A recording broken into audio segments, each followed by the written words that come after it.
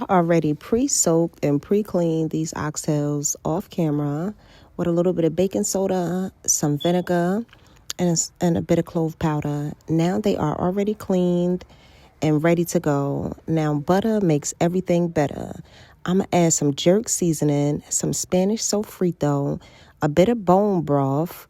Now let's get that butter poured in there and start marinating these oxtails as I prepare them to braise them, to sear them, to give them a bit of color. Now, spicy makes everything better. And that beef bouillon right there, I don't know about y'all, but that beef bouillon, it just gives the beef an extra step up.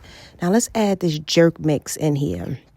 These Caribbean, Spanish, American. Let's go in with that sofrito.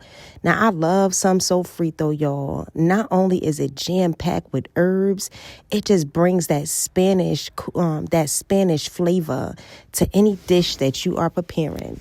Now, onions and fresh garlic, now that's going to cook in the flavor. And a bit of habanero pepper. Right here is some basil and some parsley I have cut up off camera. Now let's marinate that.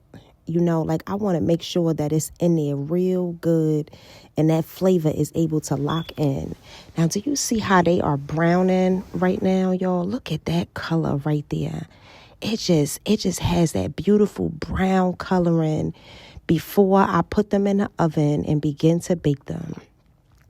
Now, let's prepare the sauce that I want them to bake in the oven. I'm going to add a scoop of sofrito, a scoop of jerk seasoning, just for that extra kick. And now let's mix that together with some bone broth.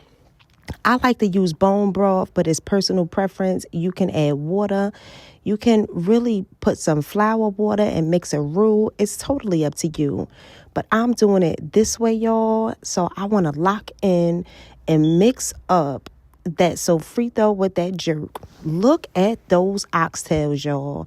They got that beautiful color. And now I'm preparing them to go in the oven, y'all. Now, because I pre-browned them and I gave them that extra color, you're going to see what I'm talking about when they done. A little bit of Italian, Cajun, and black garlic for the top. Now, let's sprinkle those herbs on there and get them in the oven.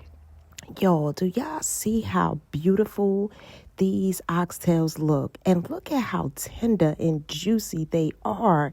I mean, the meat is just falling off the bone.